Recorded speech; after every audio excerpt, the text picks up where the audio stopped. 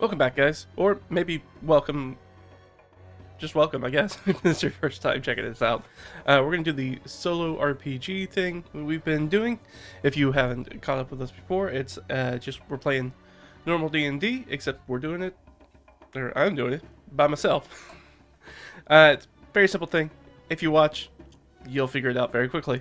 This sort of session, we are going off to meet Rhymefire, the dragon wormling, to catch up with him and see if he is also being afflicted by sort of the chaos energy that we thought we had dealt with in the area around Split Valley Oasis, but we're now finding out maybe we didn't. maybe we didn't get it all. Maybe that corruption's still around. So we are going to check that out, and we're almost there. Actually, we crossed the Oasis Lake. We traveled up the river, and we have now sort of hidden off our boat, and we have to trek the last few sort of miles overland. It'll probably take us a couple of hours or so. But before we jump into that and meet up with Rhymefire and start talking to him, I figured we should probably go ahead and step back just a minute and talk a little bit about sort of what happened in the last episode. We started off in the trading post of Split Valley Oasis. That's sort of this trading boomtown that's turning from a village just on the cusp of sort of becoming its own city, maybe getting a charter or something like that. So we turned in our mission. We had brought back Dren's half-brother. We had finished things that we were doing in the ruined Oasis town, and we figured out all that stuff, and with the goblins and the gnolls and the orcs and the foreign faction, and brought that information back to Reeve Relendart, and they prepared payment for us. We had a couple of skirmishes with the cult of Narimana and some unknown mage, which we think might have been from one of our long-standing sort of shadowy enemies, Fargrim. We're not sure yet. Could have been from the Chimera, could have been from a lot of different people. So we're not quite sure who that mage was working for. But we were able to do that. Unfortunately, the corrupted plate mail that we were going to be paid with has not been sort of decursed. So they are now working in the process of getting a scroll or priest to be able to sort of decurse it. And in the meantime, we found out, just sort of talking back and forth with people, that there is this sort of lasting corruption that maybe we need to look into, because maybe that's not done, and we are worried about our friend Rhymefire, the dragon wormling, who we have saved on a couple of occasions now, and hopefully we don't have to save him a third time, but we won't know until we get there. So while we were in Split Valley Oasis, we also had some other things we wanted to take care of. We had that sort of shady, what we thought was medicine from Gimbal, and we went and we found a sort of shady medicine dealer within Split Valley Oasis's mini markets, and was able to find out that it was a potion of enhanced intimidation.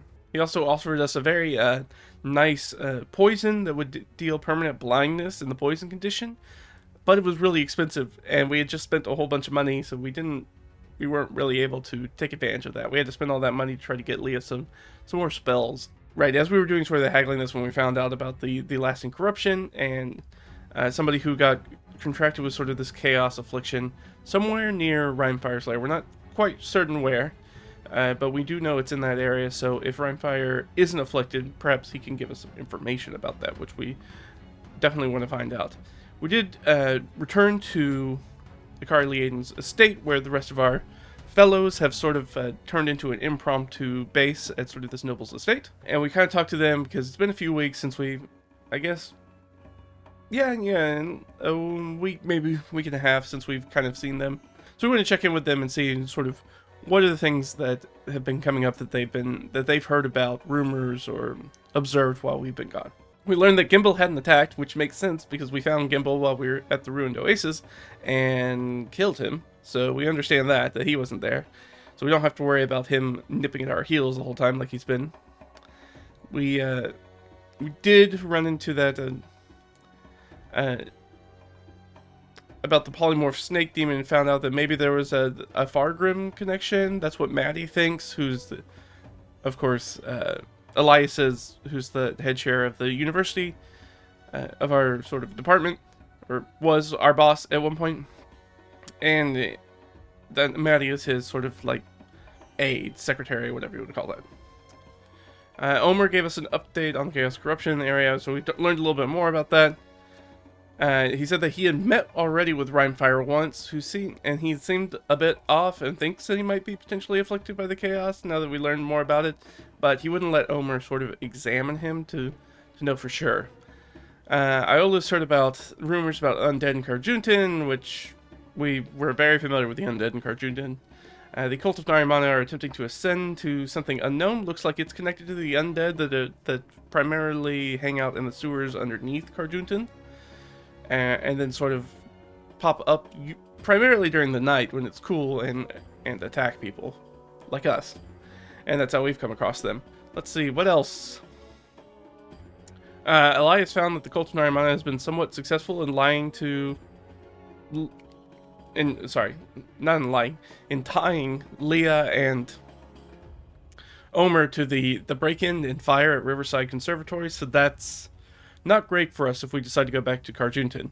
We've already gotten into plenty of trouble in the city, so it would be great if we didn't deal with that anymore. But I don't know if we'll need to go back there. I'm sure we will at some point, but we don't need to go back there right now. But that will be troublesome for us if we do.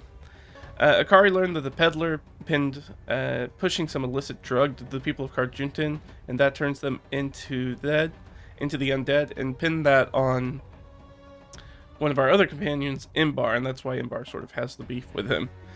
So that's not good either, so that makes us even less likely to go to Carjuntan and be able to move around freely without somebody recognizing somebody in there and picking us up. Getting in trouble with law enforcement around there. Oh yeah, so we rested at Akari's estate. Overnight, we found the footprints of, it looks like 5 people around the outskirts of the Leaden estate, sort of in the marshes. We sort of tracked it down, and we found in the sort of marshy wetlands, Imbar looked down into one of the puddles and saw a reflection. There was sort of this fear, sorry, it wasn't her, it was Ott.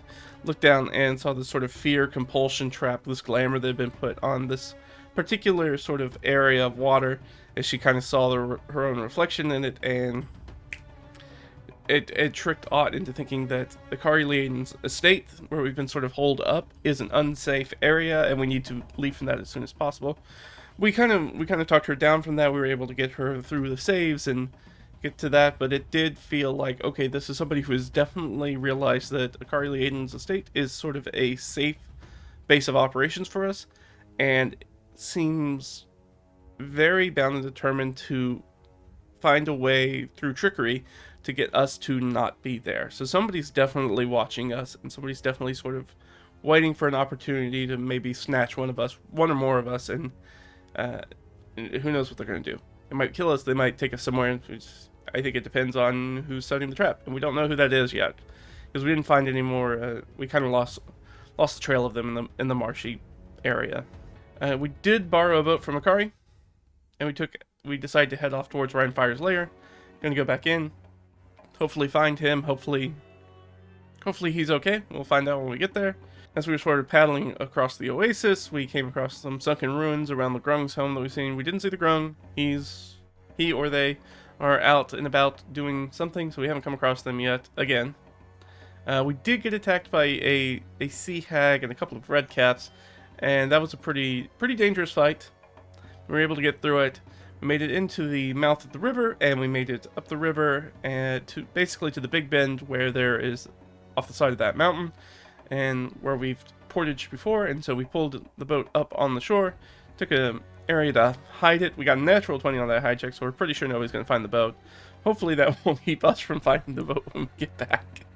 I don't think it will, but we'll cross that bridge when we get there. We had a little sleep there, we had made a little camp there, and then we were going to pick up, finishing that sort of trek, probably last hour or two, walk to get to Rhinefire's lair at that sunken water shrine, sort of ruined water shrine. So that's sort of the situation that we are in right now. So I'm going to go ahead and hop us over to the map, so at least everybody's on the same page about sort of what's going on and where we are. So we can do that, and then I also kind of want to fill in some of the surrounding hexes, because we haven't done that yet. So let's do that. There we go. Alright, so you can see we are right here. Sort of where we taking our rest. So I said first what I want to do is kind of figure out what these couple of surrounding hexes are. Just to see, since we're here to see, what kind of terrain it is, basically. So let's go ahead and get some of our first rolls up.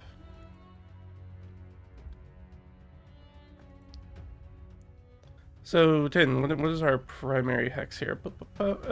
It's this. So 10 is a bit drier. So that is going to be 1 step drier. No, 2 steps drier. Alright, so that means that this is going to be actually a sort of a... it would go plains, sort of step hex. So that's sort of an area. It's kind of a scrub area, so there's not a lot of grass. It's sort of like rock and open soil, and then sort of plants like thorn bushes, yucca, things like that. Very sort of dry biome. And this next one over here that we know that there is some sort of hazard in. But we don't know what kind of hazard. We haven't explored that. Let's do that. Another roll. Up, and 5. So that's actually slightly one more jungle square, or hex. There we go. Alright, perfect. So we've picked up here in the morning. We finished our long rest. We fit in our boat. We need to basically travel here. So we got really close, but we just kind of ran out of energy there. Let's go ahead and look over here and get our trekking up. I think we'll need it. So as you can see, we just hit the Constitution threshold. Let's go ahead and roll a new Constitution threshold. So first D20 roll of the game. It's Constitution saving throw to just kind of figure out how much energy we have to sort of walk throughout the day. It's a different way that I sort of do overland hex crawls, that instead of trying to track time through hexes, just track the amount of effort it takes to get through that hex. Adds a little bit of randomness, adds a little bit of planning to it. It's just a slightly different way to do the same thing. I like it better. So it's Constitution saving throw. We're going off of Leah. We do not have advantage because we're not using the boat. And we left our mule back in town. So we don't have either one of those things with us. So it's just straightforward. Luckily, we only need to go 1 hex, so that's guaranteed. Alright, so a 16, she has a +2, I believe. Alright, so 18, so right where we were. Well, that makes this easy. Oh, I guess I should introduce the party, just in case that you're new to the game. Leah is our primary PC. She is a high elf wizard. With her is one of her old companions from her days as sort of a research person at Riverside Conservatory, and that is Omer. He is a human. Everybody else is a sidekick character rather than a fully fleshed out PC. He is an expert 5. He's an academic researcher. We also have Imbar, which is somebody that Leah knows from a long time back when she, had a misspent youth for a little time that she spent as sort of an adventurer, and now she's back adventuring again. She is a warrior 5. She technically has the hobgoblin background, but she is a human. So that just means that she's built off of a hobgoblin. She's a big fighter. She wears heavy armor. She swings right now she's swinging a longsword, but she usually swings a warhammer. We also have Ott, who is our expert 5. That's the person we started, our first companion, the OG, that we started off the campaign with, that Leah had paid to be a guide for her. She is a 7-foot-tall gnoll, and she is a gnoll hunter as that background. So she's an expert. She's really good at sort of survival, tracking, guiding, that sort of the outdoor kid skills, where Leah doesn't really have a lot of those. And then the last one, which is our newest addition to the party, is Jurgen Bronwood. She is a dwarf that we found tied up in the ruined oasis, sort of under complex city, whatever we want to call that, dungeon area. So we found her and brought her back. She is a healer. She's an acolyte. So she, as a psychic, that means that she's a caster, but she's primarily focused on the healing side. And she is a dwarf, and that's about it. Not really anything else we need to know about that right now. We still don't really know why she was tied down there. Even though we had just a little bit of downtime, we had some other pressing matters, so we haven't really jumped into sort of like what's going on with Jurgen yet. Or if there's anything going on with Jurgen yet. We don't know. Lots of question marks. But that is where we are. So let's go ahead and Never mind. Alright, so we're going from here. We're going right here. Super simple. So we roll a d4 to see how much sort of energy we expend. 3. Okay. So we're 3 of 18. Not bad. But if we did basically walk across a mountain. Or around the side of a mountain, probably. Or maybe a pass. It doesn't really matter. Pass through it. We do need to see, did we, in fact, come across anything? We did not. So if we roll a 1, there's usually some sort of combat encounter. If we roll a 12, there's usually some sort of non-combat, sort of, not even usually a challenge. Sometimes it's a challenge. But it's usually a non-creature sort of thing that happens. Might be just a nice vista that happened last time. I think we came across it. It could be some sort of hazard. It could be a lot of different things. But we came across neither of those things, so we are fully into the area with Rhinefire's Lair. Now, we don't need to look for Rhinefire's Lair or worry about a point of interest in this hex, because we already know what it is, because we've already been to it. It's the Abandoned Water Shrine. It's been converted into Rhinefire's Lair. So we take a little time, and I'll go ahead, what I'm going to do that, I was going to go ahead and roll another Constitution progression, but let's not worry about that yet. So we find Rhinefire's Lair. Well, let's just make sure. It's been a minute since here. I'm going to say that we have advantage and guidance for this. And I guess we'll use odds. Survival? Sounds right. Oh no, we rolled awful. Well, well, that's the problem when you decide to make a dice roll. So we get kind of turned around so that we are going to take some extra time. And I think Ott kind of leads the way and then realizes, you know, we haven't been here for a while. But it doesn't take us long to get back on course, I feel like. So we just spend a little bit of extra time, another hour or so, sort of tooling around in sort of the dry forest jungle area. Trying to be like, wait, which was it? Where was that landmark? This way? So we're getting a little turned around, but we are going to do it. I'm not even going to make us roll for it again. All the characters have been here except for Jurgen. Most of the characters, or Omer has been here more than once. So there's nothing else really around. We're going to be able to find that water shrine. Basically, it is a sort of opening chasm in the ground that has sort of a sort of stairs down into sort of a, I guess it would be not an aquifer, an aqualus, sort of underground water area like cave pocket where there usually probably was filled with water at one time, but now it just kind of has a little bit of water in it, but it's mostly just an open cave system that has been converted a long time ago into sort of a shrine. I think it's got like 3 or 4 chambers in it. There's a map for it. We're not going to need that map. I'm not going to pull it up. So we're looking at that. We kind of get in there. I guess from the outside, does anything seem amiss? So I think that's a perception check. We'll let whoever's got the best perception, which is probably Ott, kind of give it a once over. Well, we could do an insight. We could do a perception check or an insight check. Let's do a perception check first before we come across anything Rhinefire might have interacted with.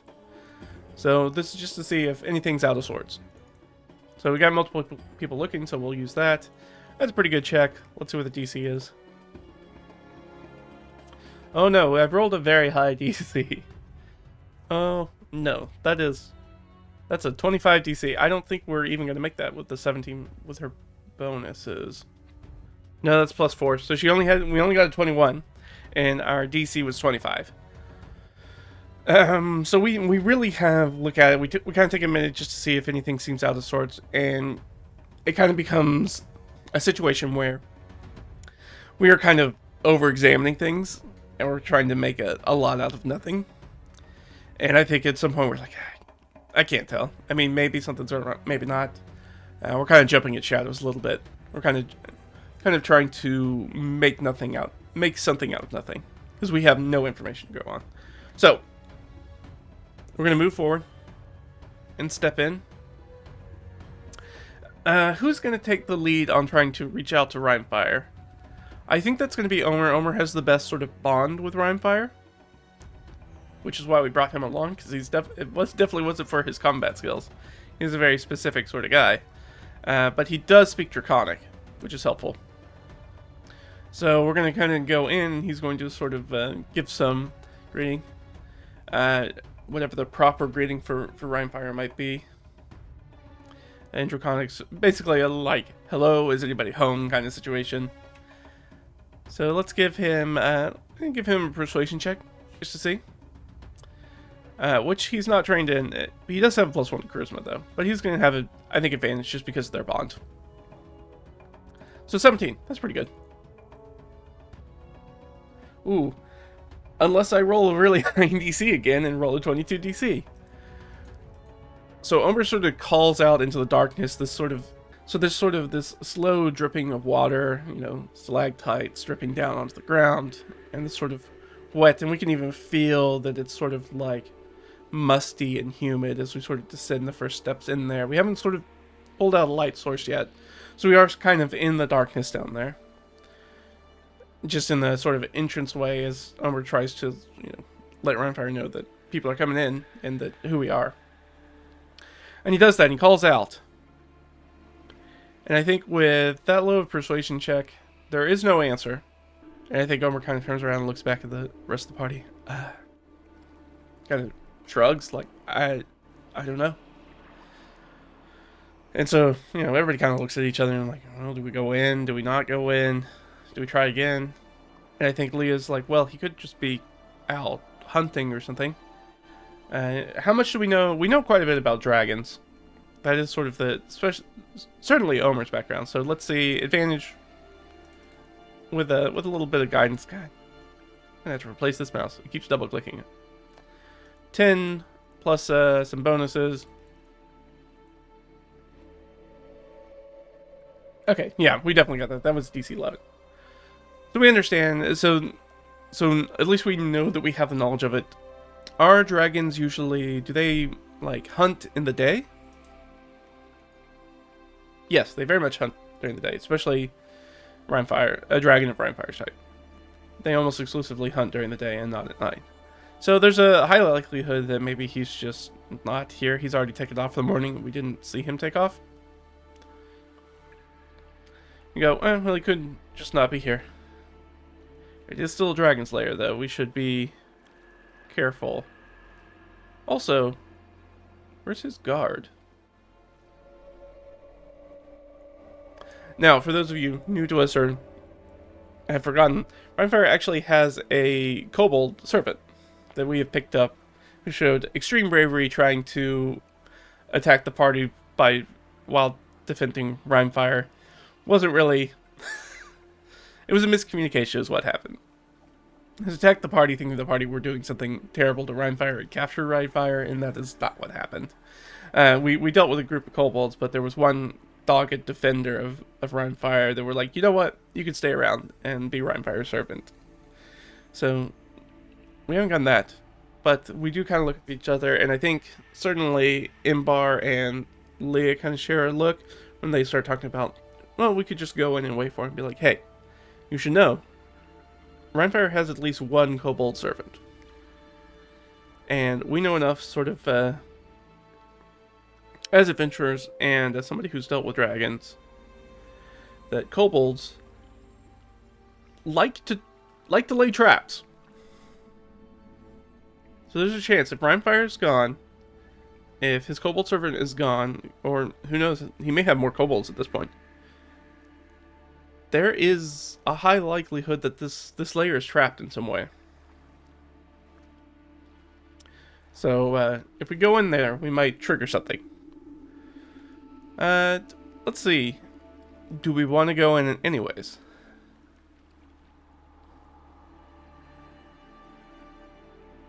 You know what? I'm going to give this sort of a charisma roll under for Omer, because Omer is the one who has the strongest bond with Rhinefire, and if he feels like Rhinefire's in trouble, he's going to be more motivated than anybody else to do something about it. So this is sort of for him to keep his composure. That's 10, which I believe is exactly his... Well, his charisma is actually 12. So Omer is very sort of like fidgety, like he kind of wants to go check on him, but he's like, yeah, that's a good point. Definitely don't want to get hurt or accidentally attacked just because we're trying to check on Rhinefire. Like if they didn't answer, maybe they're not here. I think Leah kind of turns around. Well, you've interacted with Rhinefire more than anybody. Do you know, is there like a specific place that he sort of hunts in the area that you know of that maybe he's communicated to you? That's a good question. Has that happened? I think that's kind of unlikely. That doesn't seem like the sort of thing they would talk about. So -3 to this roll. Yeah. He goes, no. So that's an oracle roll for those of you who are new. So basically anything 11 plus is a yes. Anything 10 or lower is a no. We ask a yes or no questions to sort of get information about the world. And that's how, what kind of is our stand-in in a solo RPG for having a dungeon master or game master that we can ask very specific questions and get answers to about stuff that's going on in the world, or about what our characters would know, or how the situation develops. So we got 10 -3, or 11 -3, which is a no. No, he hasn't really given me any of that information. I mean, we could go look for him. That's a good question. And does Omer have any more information about the hazard that's nearby? Maybe. I think if anybody's likely to know about it, it's probably him. So +3? No, he doesn't know anything. I mean, they do know that there is a hazard nearby that people have warned them about. But they don't really know anything much about that. We can see that on the map here. It's in this area right here. Speaking of which, we are right here. Let's go ahead and roll 2d6 while I'm looking at it. Come on. Alright, 5. So, again, that's one more verdant. And that makes this also a jungle. We also do know that there's an isolated homestead nearby. There's some hill folk living there. So we are kind of like at an impasse where we try to figure out, okay, well, what do we do? Do we wait here? Do we try to brave potential traps by going into the what is functionally sort of at the meta level, like stepping out of the in-character aspect? Is Rhinefire is in the process of basically converting this abandoned water shrine into a dragon lair. That is what he is doing. He's got kobold, at least one kobold servant. He is building his power. And that is right next to Drin's keep, even though it's going to be Drin's half-brother's keep now that Drin's dead. So that's sort of the situation. So we could do that. We could kind of go look around the area looking for him. I guess the easiest thing to do now is maybe we can search this particular area for any sign of that sort of chaos corruption. That's one of the things that we're most motivated about. So can we find that chaos corruption somewhere? So we're going to take some time to basically scour this immediate hex. So each of these hexes are about... I do my hex mapping in nautical miles, but for statute miles, just regular miles, they're about not quite 2.5 miles across from side to side. So, you know, it'll take them a while, but they can kind of split up. Maybe they don't split up and kind of search. Well, here's the thing, is if they split up, I'll probably give them advantage on the checks. This is also going to take some time. Alright, so 3. We're going to add that to our progression tracker. We're also just kind of tooling around, so there is a chance we're going to run into some creatures. I don't feel like we feel particularly safe in this area. We don't really know this area very well.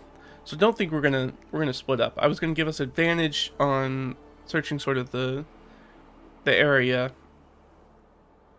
if we split up, but we're not gonna do that. So it's just gonna be a flat roll. And this is just going to be, I guess an investigation roll. Since we're not gonna give us advantage on it, but we still will, I guess, use guidance on it. Alright, so that's 13. Investigation, we're going to let Leah lead it because she certainly probably has the best investigation. 13 plus 6, so that's a 19. So she has a 19. Let's see what the DC is going to be.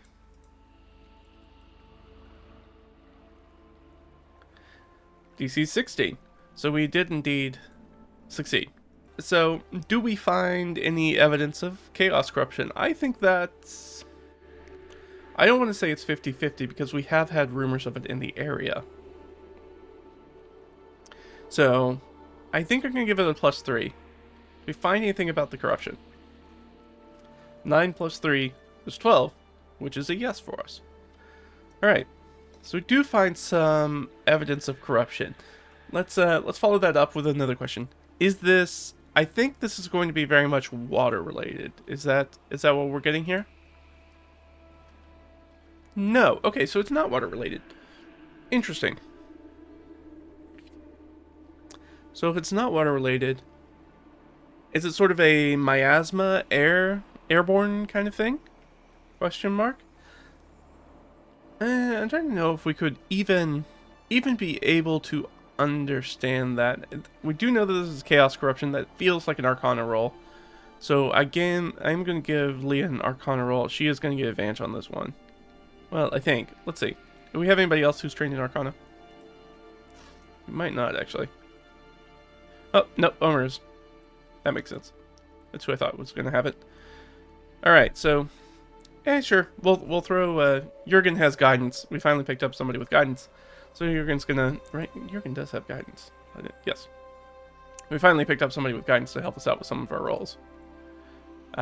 Such an OP cantrip. Super useful. So... Oop, not that. Alright, it's a pretty good roll. Alright, already a 21 plus her 6. So 27. So probably gonna make this check. Oh yeah. That's a DC 13. So we more than double the check. So this is, I feel like this will be a definitive answer about the Arcana. Can we, for sure, I think with that we know the vector of how the corruption spreads. So we know it's not water related. Or we don't think it's water related. So is it air? Is it like miasma? Yes. Okay. Like, oh, it seems like some sort of foul air. Is there anything in our investigation that we did when we rolled so well? Is there anything that we can do to sort of like clock it? Is there like some sort of visual indicator of an area that's got this corruption on it or anything like that? I think so. I think there has to be, or else a lot of other people would have it too. We've really only come across like one person and the old water myrmidon elemental that we think came from the shrine, because that's where it returned to for its final battle. So something that's in that area. Now I'm thinking it's literally that hazard in the next hex over. So I think we're definitely going to go check that out, since Rhinefire's not here. So let's ask, is there any sort of visual indication that we know that we are in that area? I think it's a 50-50. I'm not sure. I feel like it would be more thematic if there was. It also would keep us from chasing our tails a whole bunch.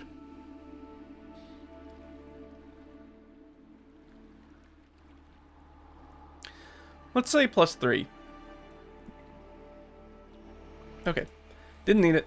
So yeah, we determined that, yeah, we can see... You can see that there's some sort of miasma. I wonder if it's sort of like heat waves coming off of like concrete, coming off of tarmac, or everything's just kind of a little, or like walking when you see, you know, video of the desert and stuff like that. You just, the heat just kind of changes and fluctuates the view, refracts the light and things like that. Is that what it is? I mean, we don't have to roll for that. It could be that. It could be some sort of like color, maybe purple smoke, or it could be all sorts of fun stuff.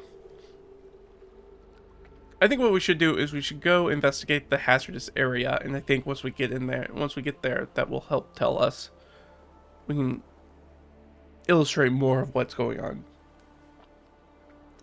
So yeah, that's sort of the situation we're in. Let's go ahead and make a couple notes, just so we have it. Go to our current session notes. So let's just type in some notes real quick, just so we remember this for their next recap.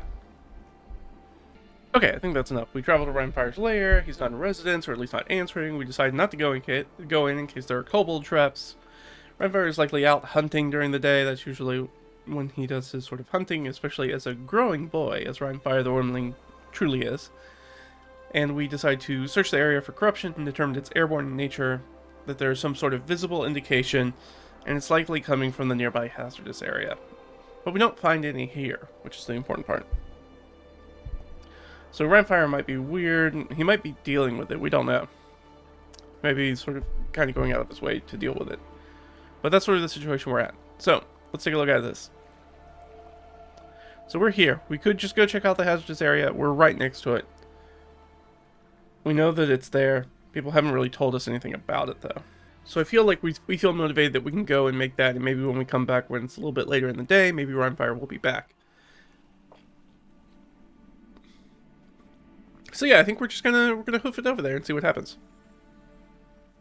Now we were investigating in here. Before we do that, we should check to make sure if there's an encounter or not. There's not, and we're gonna move on to the next hex, which does this, and then we'll check for another encounter as we move that way. So it takes us a little bit of time. So we don't come across anything, and we move into this sort of area where there's gonna be a real nasty hazard in here. So we're gonna approach. We're gonna let Ott lead the way. And we're looking for her to pick up any sort of visual indication as to something's off. Like we said, we know that it's sort of chaos magic infused. So it could be unnatural fog. It could be some sort of weird tint to the light. It could be, we talked about the heat waves. It could be a lot of, but we're pretty certain that there's some sort of visual indication to the corruption. Just gonna do a little, I guess, I was gonna say perception, but I think this probably feels like more of a survival check. I feel like as a guide of somebody who knows sort of safe areas, that feels more survival to me. And she's got the full suite. She's got the guidance. She's got the roll. She's got the advantage for a whole bunch of people with her. 18. That's a good thing about traveling in a group. Get a bunch of bonuses to checks because everybody's looking out for the same thing. So 18 plus her bonuses. So I'm gonna guess that we figure it out. Well, that's a 15 DC, so we definitely got that. Don't have to worry there. So, all right, we do kind of run in. We are able to sort of pick up that we're in the right area. Do we, in fact, see the visual indication? We absolutely do.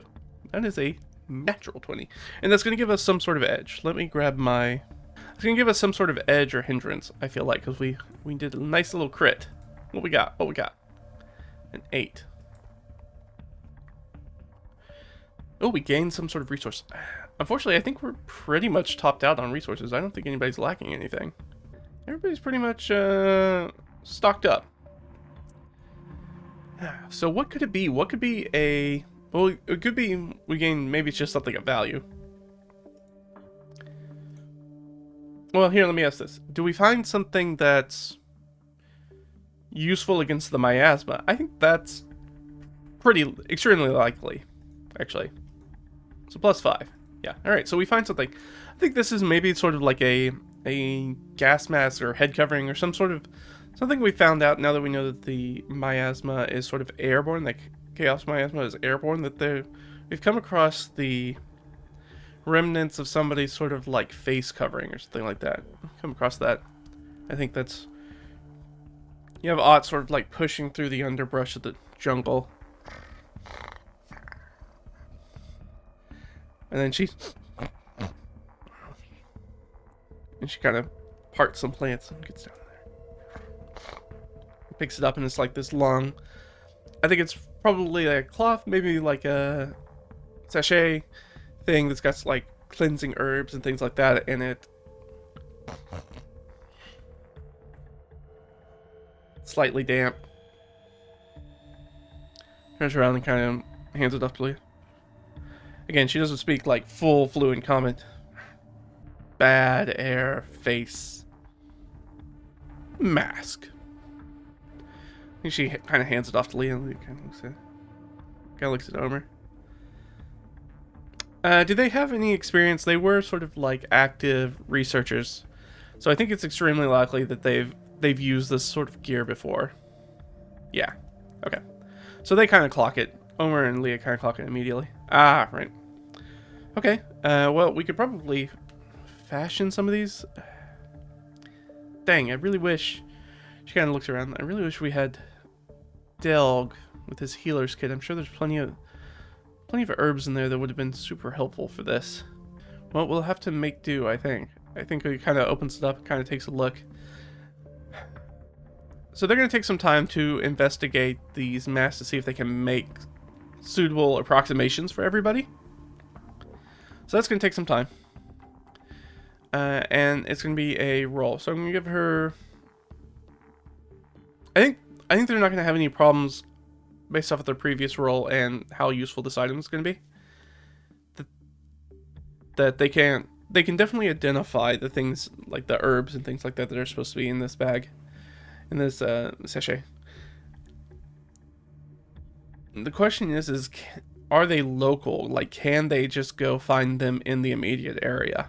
That I don't know. I think that's somewhat likely, so I'm gonna give it a +3. And I think this is just sort of like, well, I guess it's a basic knowledge check for probably odd. So sure, we'll give her the full suite. Nope. 19 plus whatever her bonus is, so probably. So she's gonna know for certain. Yeah, that's DC 10. Or DC 9, sorry. So she knows for certain. Now the question is are they local? I think that +3, I think somebody would be using local herbs if they could. Yeah, again, that's +20. We could give ourselves another edge, but we're literally dealing with an edge right now. So we're like, yeah, we could definitely find these are in the area. I think they probably split up a little bit to go and look for it. But before they do that, as they're sort of trying to figure all this out, is there a random encounter that happens? There's not. But they are going to spend time to kind of look around in the area, see if they can find it, and it's going to take them a while. They don't come across anything that's terrible for them, but they do spend a lot of time here trying to figure it out. So now we're chewing up the day. The day's well into the afternoon at this point. We've gotten into the area. There's definitely been people who have been here. We do feel like we have found a way that maybe that will help us protect us against the miasma if we decide to investigate a lot more. But we are kind of running to the point where maybe this took longer than we thought it was going to take. Do we turn around now and head back and see if we can catch Rhymefire sort of before the sun goes down? That's a good question. Do we want to stay and hang out here, but then we have to travel through essentially the jungle in the dark, which is not smart or good. So yeah, I think we're going to turn around and head back at that point. And then maybe in the camping overnight, if we can get a chance to talk with Rhymefire, we can use sort of that downtime of being in camp and resting to sort of manufacture enough of these sort of face coverings for everybody in the group that we can sort of investigate it maybe the next day, maybe tomorrow. That's sort of the situation we're in. So I think we're going to go ahead and hoof it back to Rhymefire's. Oh, good. It's going to take all our energy to get there. But no encounters, which is the important part. Okay, so we are... What this means is that as far as sort of a 5e or 2024 character is concerned, we are full hit points, full spell slots, full everything ready to go. The problem is we've been walking all day and we're kind of dog tired. So it's not that it's going to hurt us in hit points or those sorts of resources, but instead this exertion hurts us and we're going to start taking levels of exhaustion if we keep trying to do stuff during today. Which would include, in fact, making those masks. That's not really a resting activity, that is a manufacturing activity. So that's sort of the situation we're in. We're going to move it back, but we hustle back here to... So we make it back to Rhymefire's lair. We kind of come out of the jungle. The jungle very much sort of thins out, sort of dries out as we reach back and we find the sort of area that's sort of cleft in the ground that sort of leads into the ruined water shrine. So we make it back to Rhymefire's lair.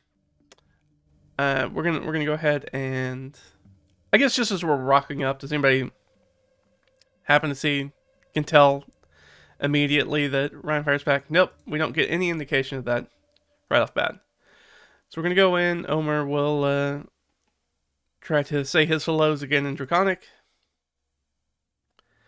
He rolls really well this time, so that's a 19. How's that go? Oop. Okay, not bad. So the DC there was a 15, so we passed it. Is Rhymefire home? Or somebody home? Yes, somebody is home. Is it Rhymefire? Or at least that's not who comes to see us. So it must be the little kobold guard. And I guess question. I feel like more of an insight check. We did not know this kobold for very long. Can we recognize if this is the same kobold or not? I'd say insight or perception, because he would probably still be wearing the same armor. But actually, I don't even know if that's really a roll then. We'll just ask the Oracle. Yep, it's absolutely the same one. It's absolutely the same one, and he is excited to see us. Excited as in he's animated, not necessarily like he's happy to see us. We don't know that. We don't know the emotional impact of it, but certainly he is. People are good for some reason. And we sort of bounce off the front. Ah, hi. You are here to see my Lord Rhymefire, of course. Omer kind of like looks back at the group. Yeah, we're here to see Rhymefire. Now it's time for a big oracle question. Is Rhymefire here? Rhymefire is here. Of course, please. Come in. Oh, watch your step. And he sort of disarms the trap. Immediately, right within the doorway. Ugh, good thing we didn't come in earlier. You see, he sort of takes him through sort of like the winding passage, dealing with a number of different traps. I think Omer just politely tries to... This takes a little bit of time, so Omer sort of politely just kind of does some small talk. So, is it just you and Rhymefire, or do you have others to your band now? I assume that the kobold seems excited to see us, so he's chatty. Do they have more kobolds? No, they don't have any more kobolds. So Rhymefire isn't doing a great job of sort of amassing his empire yet. But it's okay, he's still a baby dragon. He's got plenty of time. No, it is just myself and Rhymefire. He sort of undoes another trap. This way, come on. Oh, just you and Rhymefire. Okay. We heard that there's been some sort of chaotic miasma in the area that's making people sick. We just wanted to check in on Rhymefire and see if things are if he's doing okay, if you're doing okay. Yeah, I'm gonna give him a persuasion check on this. He's just doing it by himself. He's not really using anybody else. He's got a +1 to the roll. 18. That's a pretty good roll. And it will be enough. That's 13 DC. So he just kind of persuades him. Okay, and make sure that the kobold is open to talking to him about it. Oh, the miasma. Yes, we are aware. The Lord Rhymefire is aware of the miasma. I guess we're looking at him. Does he seem afflicted? At this point, we will definitely lit up some sort of light source, probably an oil lamp. And the kobold probably has one as well. So we light up the lanterns. Can we see like any visual indication on him if he is... I guess it's a perception check. Give it advantage. Everybody's probably very much looking at it. Didn't need it. It's the same thing either way. That's probably going to be a yes. It certainly is. That's a big old 11 for a DC. So we kind of look at him. Does he seem afflicted? Yes. Oh no. What does this affliction look like? What do we think this visual affliction looks like when it's on to somebody? Since we haven't seen the miasma yet, we don't really know. So this kobold is still probably in the process of his scales changing color now that he's sort of pledged himself to Rhymefire. So I'm guessing that he's... I think he was... And it's been so long since we dealt with this guy. I think he was... Were they black? They might have just been standard red. I can't remember. I might be thinking of... I think I'm thinking of a different dragon. I'm thinking of a different dragonborn from a different campaign that has multicolored scales. That is not this kobold. So I think this kobold was just a standard red kobold, and now we see that sort of... He's kind of moving through... His sort of red scales are transitioning into sort of silver. So he's got this almost sort of weirdly going from sort of a matte red to like a metallic silver, like reflective silver. So it does have this almost sort of like weirdly kind of burnished kind of brass kind of look, like this brushed, maybe like a brushed brass kind of look to it. And it's sort of transitions, so there's spots of white, there's spots that are still red as he's still sort of like moving through it. So there's some visual indication. Is it, I guess we could just ask, you know, I have a hit placement die. Let's use that.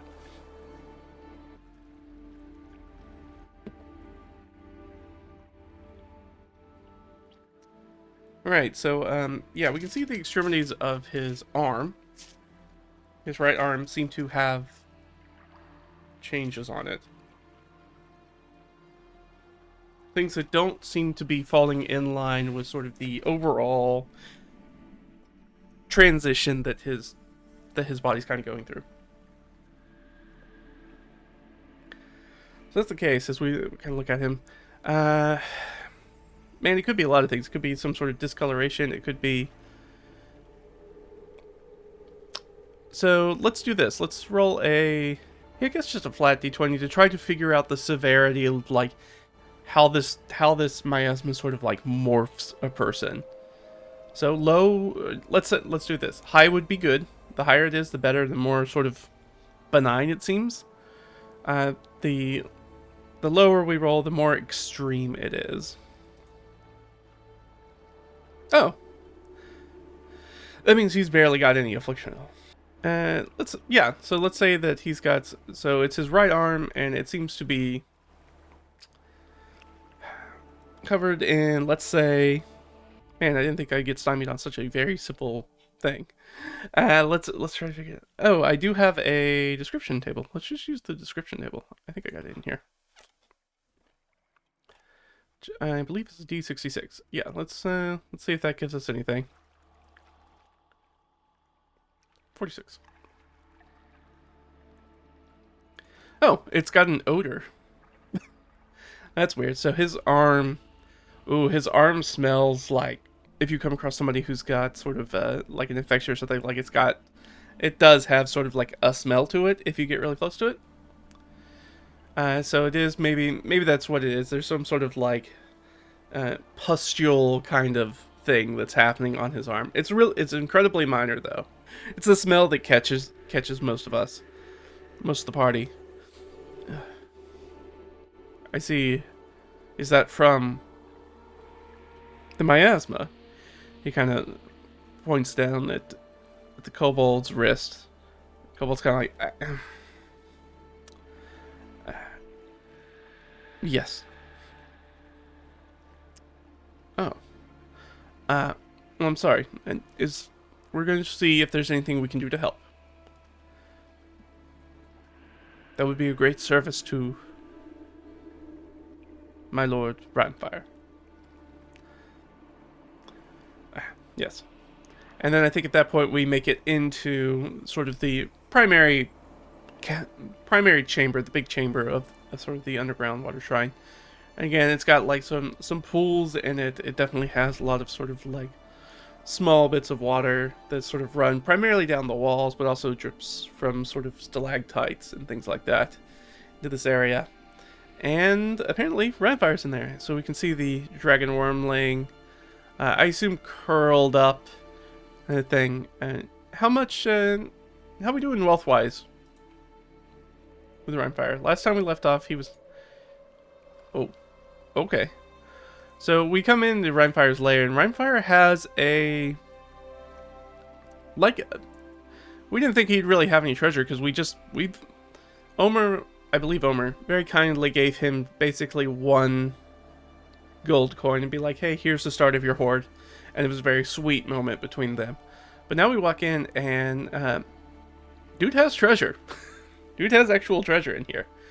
Like a surprising amount for us.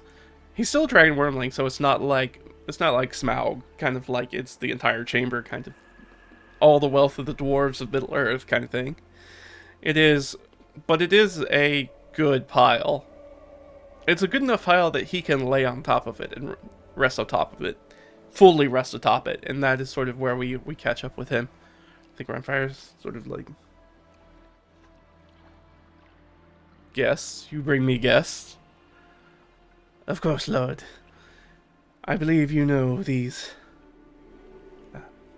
smooth skins. And that exchange is sort of like indraconic. Fire sort of like lifts his eyes and looks at everybody. Ah, it is good to see you all again. I hope you are in good health. How's Rhymefire? Let's give everybody a perception check. It is still kind of dark in here. We only have 2 lanterns kind of going. So a little perception check. So I think we would have advantage. We're going to bust it down because of the low light situation. But we'll get the... no guidance, just straight. And we'll use whoever's best perception, which is probably Ott's. What is Ott's perception? So she has a +4 to that. Alright, so an 18. Nope. Rhymefire is very much hidden in the shadows, the deep shadows of it. We can just kind of see the gleaming of his eyes in the darkness. I think Omer's like, it's lovely to see you again, Rhymefire. I think he probably speaks mainly in Draconic. I think Leah speaks Draconic. But I think everybody else does not. So nobody else speaks it. So there's just a conversation that's kind of going on. And you know, Imbar, Ott, and Jurgen are just kind of like standing around waiting. Leah can understand and can pipe in though, because she also speaks Draconic. Omer's like, oh, it's nice to see you again.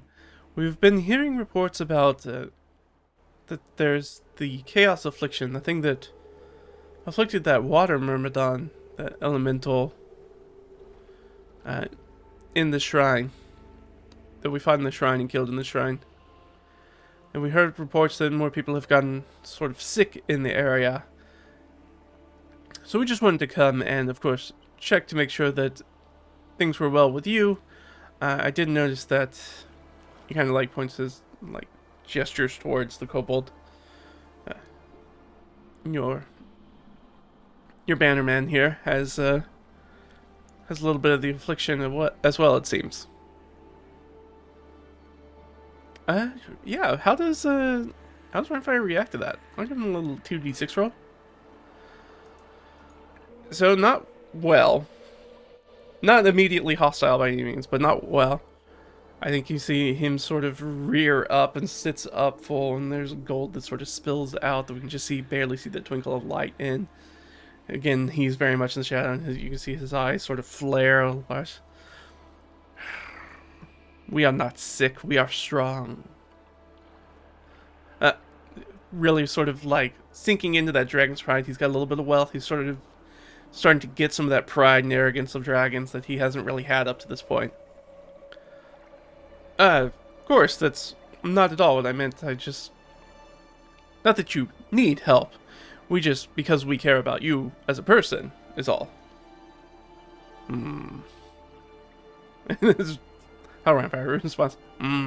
Just a sort of growl, low bass growl. I'll give him a persuasion check. I mean, these people do like him. He does share a bond with this guy. That's a natural 20. Yeah, so, you are a dragon friend. I apologize. I do not mean to raise my hackles. Please, come closer. And we step more into the room, our light starts to flood in, and we see Rhymefire for the first time fully bathed in light, so we can kind of get a clock on him. Is he sick at all? I think that if the kobold's sick, it's likely he's sick, so +3. No, he's not sick, or at least he doesn't appear to be sick. So we kind of look at him, where I think Omer especially feels apprehension, the most anxiety about that, because he's worried. He's legitimately just worried about Rhymefire. So he kind of comes in, and the light washes over them, and they're like, immediately eyes are like darting over his body, looking for those sort of pustules and things. Do I smell any sort of like sickening scent? And it's hard to tell because we have the kobold right next to us who definitely has a light odor of that.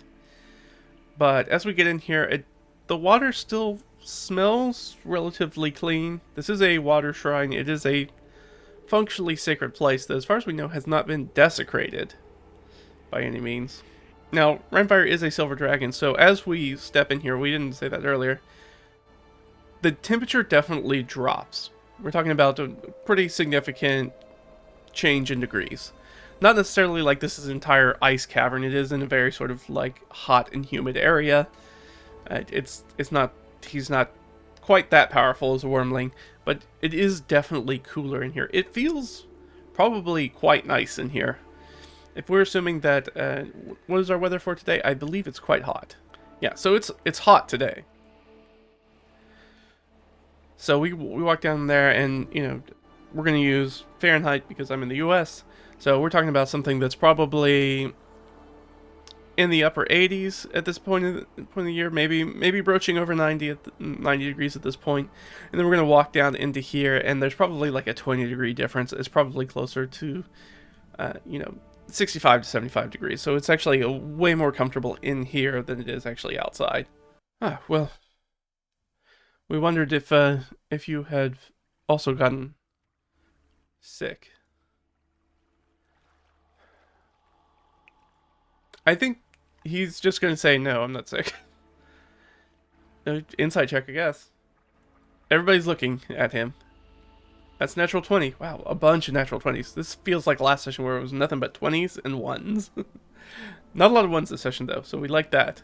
So we got a good insight check. Is he lying? I think there's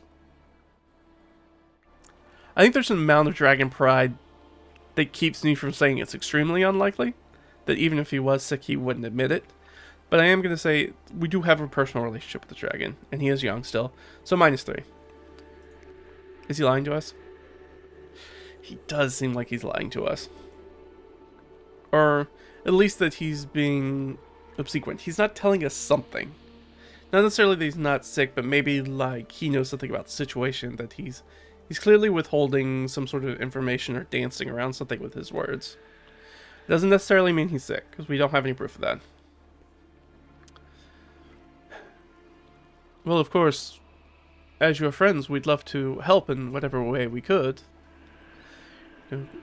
We feel responsible having brought you here as a place where this could be your home, this could be your lair. And if we brought you to a place that has even the slight potential of making you ill and hurting you and your kin, we want to make sure that doesn't happen. Firesword slowly nods. You are good friends. Good and true. There is... I think that he just kind of confirms about the miasma that's nearby. There is a place nearby, a place of fracture, a place of chaos. Some sort of fracture where that energy is seeping into this world. And I think this is very much, and this is all in Draconic, so most of the party's like, doop doop doo doo doop doo doo, just kind of looking around because they can't really understand what's going on. But Leah and Omer are very much engaged, and I think they kind of look at each other, knowing their sort of background. Is this a primordial break, one into the chaos, the forge, the true elemental chaos? Does Rainfire know that? He may or may not. No. I am unsure. I have not gotten close enough to check. But because of that, I'm not sure if it's growing or not. I think, from what I can ascertain, when you defeated that water elemental, it feels like that power shrunk. But I'm unable to get or have been unwilling to get close enough to learn if it's festering again. The best I could do is, of course, send my loyal retainer to perhaps get a closer look. And as loyal and dutiful as a servant he is, he did pay for that with his own affliction. And the kobold's very like, I would just lay down my life for you, Lord. My friend's like, yeah, okay, thanks. I know. But it's a possibility. And I think at that point, sort of like Leah's like, oh, actually, he like she pulls out what they have, the sort of like face wrap covering that they have. Looks at the kobold. Is this yours? That's a good question. Is it theirs? Maybe. It could be. But we don't know. We know he's been in the area, but we don't know we know he's not the only person who's been in the area. So I think it's just 50-50. Is that his? Yes. Yes, that is a covering that I wore to sort of try to protect me from the affliction. I think it did a very good job, but is not perfect. He says, kind of gesturing towards sort of like the pustules on his arm that kind of smell a little bad. Ooh, understood. And I think Leah kind of turns around and looks at Jurgen. Well, first she kind of, yeah, I think she just looks at Jurgen first. Hey, is there anything you can maybe do for this creature with their arm? And I think she turns around and looks at Rhymefire, if that's all right. I can't foresee a reason why Rhymefire wouldn't be that, except for maybe his pride. I think it's extremely likely. Does he let them heal Kobold? Nope, that's only a +5 to a 10. Like, no. Please. We can take care of our own kin. So that's sort of... We have this rising sort of arrogance of dragons that's sort of coming up in Rhymefire as he becomes more and more dragon-like. As he sort of matures as a dragon. Please, we take care of our own. Ah, of course. She kind of looks back at you and is like, never mind. It's gonna be a no. Perhaps... I think she kind of like leans over to like whisper in Omer's ear. Perhaps if we twist this to make our help maybe not just help, but maybe it is a service paid for. That might alleviate some of the pride that's kind of standing in our way. Does Omer think that's a good idea? Mm-hmm. I think he knows quite a bit about dragons.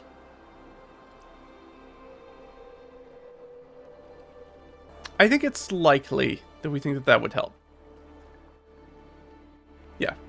It is a 20. It's like, oh, that is a fantastic idea. Thank you. I think he turns back. Of course. Certainly.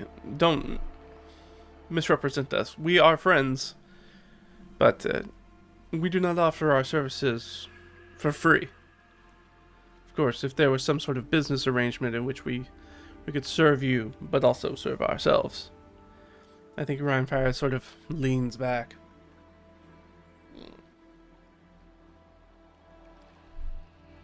This could be arranged. And what cost would it take to heal my afflicted betterman? I don't know. What price do we put on that? I think we put like a low cost on it. I think Leonoma are like, well, there's a bit of a materials, there's a bit of sort of like magic that's involved. I'm not sure I could do it. I could give you the friend discount, I suppose. Call it 5 gold. I'm not even gonna roll for it. I think Rhymefire agrees to 5 gold. Oh, a pittance. Of course. My kin are certainly worth 5 gold apiece. They're invaluable to me. Of course. And I think Runfire kind of snaps his clawed fingers, and we Kobold kind of runs over and like gets 5 gold out of the hoard and like returns it and hands it to Leah. She goes, of course. You're good, if you might. Yeah, Jurgen will take a look at it. I don't know if Jurgen has anything that's going to be specifically helpful here. She could cure wounds, but I think this is maybe like a lesser restoration kind of thing, which is not something she can do right now. So let's see. Yeah, let's just see. Is there anything she can do with her healing magic to alleviate that? Question mark. I don't know. I think if anybody's going to have a shot, she would have a shot. So let's give her a +3. Oh, that's a natural 20. Oh, okay. Yeah, so boom. So she can actually... I think we learned that you can literally just use Cure Wounds to heal this. So I think she does that. She just kind of comes in and gives out this sort of Cure Wounds, like reaches down and presses her hand against the afflicted area. Kind of bad smelling, foul smelling pustules that are there, and sort of there's a light, radiant light, and she takes back her hands, and pustules seem to be gone. I think Jurgen kind of looks at Leah and just kind of like nods. It's a very good sign. Well, your Bannerman seems to be completely healed. Please inspect if you want to verify. I think Rampire's like, no, of course not. We are friends. I trust you. And I think the Kobold's like, thank you, thank you. Thank you, my Lord Runfire. Thank you. Yeah. Does Rhymefire bring up hiring them to check out the Miasma stuff? I think that's kind of likely. No, he doesn't. Still a little bit too prideful. So I think Leah will broach the subject and be like, of course you are a busy worm. And you do not have time to deal with the petty problems of something like this miasma. It is beneath you. If we could, for a fee of course, investigate it and see if we could find some into this corruption, would you be amenable to bankrolling that expedition? Yeah, let's make a persuasion check. We're doing pretty good. I'll give us advantage on it. Good, we needed it. Leah has a plus... Yeah, she has +2. Alright, so we got an 18. Is that going to beat our DC? Yes. Very much so. That's a DC 11. Rhymefire goes, yes, I could bankroll this. How much would you need? What would your sort of... I don't expect there will be a lot of treasure in this expedition. I think Leah kind of shakes her head, so we don't believe so. Well, too bad for me. I'd love to add to my hoard. Perhaps I could offer you a per diem. Let's see, there are 1, 2, 3, 4. There are 5 of you. Let's say there's 5 of us. He's willing to offer 10 gold a day and give us up to a week to do it. And then on the suggestion that he gets a 50% cut of any treasure we find. But we are friends, so he gives us first choice as to what things we want to take out of that, as long as it's equitable. That seems like a pretty fair deal to me. Let's just roll. Let's roll an insight check, just in case. 11 plus a little bit of extra. Oh no, that is literally the highest DC we can get. Inscrutable dragon when it comes to negotiating with the creature. There are few harder creatures to negotiate with than dragons, with the exception of maybe devils. Like, they are inscrutable and they are ruthless and they're very ironclad. So we think that that's maybe an okay job. So let's go ahead and write that down. I think the only stinger that I think that we should put on here to sort of this agreement that we make is that we can use this as sort of a base of operations. Like, hey, we can rest here and come back here and we will be safe here. I think Runfire's like, of course. And I think they actually make like a little blood pact pledge. There's sort of like a small scrap of paper that's sort of drawn up that has sort of this runed circle that's written on it, and then each of them sort of like pricks a finger and sort of places a dot of their own blood inside the circle, being like, this is a full contract that we have agreed to. So he's agreed to bankroll us for 60 gold, basically. And he gets half of any treasure we have, and of course we have a specific goal we are trying to attend to during that time. We don't have a very sort of like collateral or what if we fail or anything like that. Because again, at the end of the day, this is still a contract technically between friends, so it's not super rigid. We assume that that everybody involved is going to be earnest in this, that they are earnestly attempting to do the things that they said that they're going to do. And then I think at the end of the day, we're real tired. I think we're just going to take a rest at this point. So we're going to take a rest. So there is a chance that something might happen during the night. We do have to make 5, because we've got 5 people with us. We're going to do 5 random encounter checks, but we're going to have advantage on all of those because we are technically in a safe. We're not in a safe haven, but we're in a safer than normal place with other people. Like, I mean, we are still in a Dragon's Lair. There's likely that anything kind of is probably going to come in here to come after us. So let's do that. Yep, that's 1. That's 2. 3. 4. And the last one, 5. Alright, so we rest completely fine. Things go fine overnight. Everything's doing well. And we're going to pick back up. I didn't even mark off Jurgen's spell. Doesn't matter. She's going to have a full stack of spells back. The only thing that's going to be different is that we're done with this. We're back down to 0 here.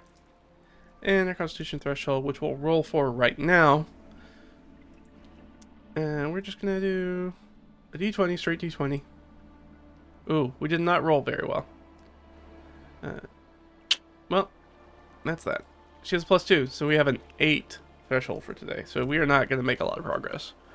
We wake up. There's a lot of time that we spend sort of like putting together the face coverings and stuff like that. Try to get that through. So that chews up a lot of that sort of morning time. As far as we can tell, I think the kobold is miasma free. Though that is, we could check. Do we see anything coming back in the kobold? We do think the kobold is very lightly afflicted, barely afflicted at all. So I think it's extremely unlikely that the miasma is back. That's a 9, and a 9 is a no. So the miasma is not back. He, as far as we can tell, seems healed 100%. Certainly we haven't seen those pustules return and overnight and as we work on the things in the morning. So yeah, we get up, we make those little sachet face covering wraps for everybody, do that, and that takes up a lot of the time sort of during the morning. So it really isn't even until probably the afternoon that we're like, alright, well I guess we should get started going. So we're going to head out, but it's later in the day than we'd like, and we're going to head directly into the miasma. Even that, I think this may literally just be a test run to see if the sachets work. And so we're like, hey, I know it's like halfway through the day, but we can walk there, we can go in a little bit, see if the sachets work, just test them out before we decide to like fully dive into the area and start investigating things. And see if anybody kind of sort of comes out with any sort of issues.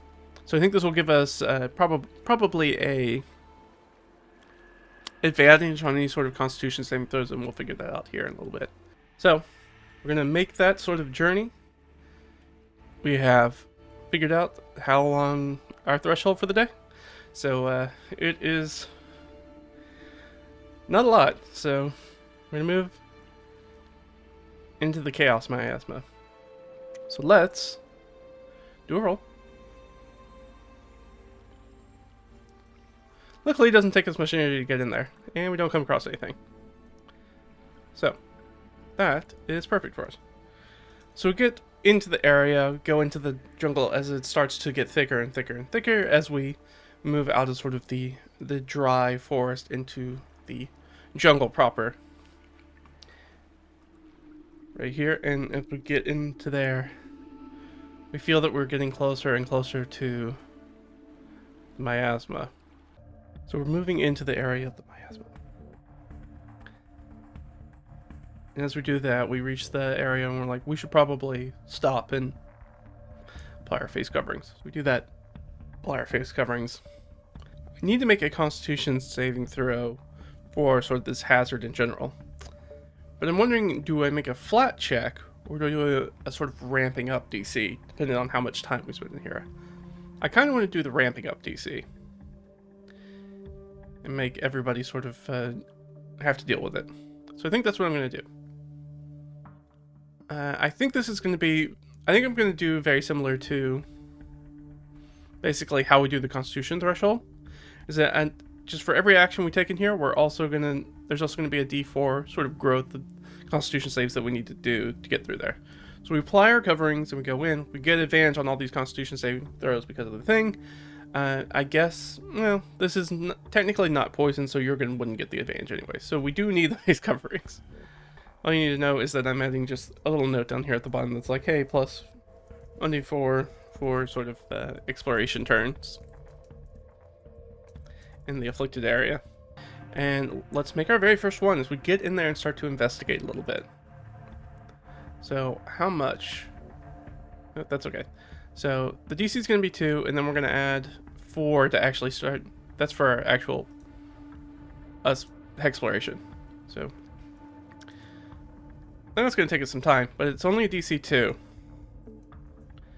So everybody's got advantage, so hopefully everybody should be fine unless we roll like 2 natural ones, which, you know, has happened in this game more than once. So, alright, Leah, fine. Imbar, absolutely perfect. Omer's good, and Jurgen, fine. Did I miss somebody? Yeah, Imbar. I think I missed somebody. I don't remember who it was. Ooh, whoever it was very dicey, but also it's also fine. So we get into the area proper, and start to look around. Now can we ascertain sort of what this looks like? What it actually looks like? What is our visual indication of it? So we already noted a few things that it could be, so maybe let's do with that. Is it sort of like the smoke fog? No, okay. Is it sort of the heat waves that we thought about? Yeah. So there is sort of that heat wave, and I think there is sort of that just baseline odor of that chaos. So we can see the areas where the miasma is thickest because it has the most sort of like visual distortion and has the strongest smell. So in there we're starting to investigate. Alright, we gotta do this could be investigation, this could be survival, this could be perception, it could be a lot of checks. Since we're using Leah, let's go ahead and use investigation because that's her strongest suite.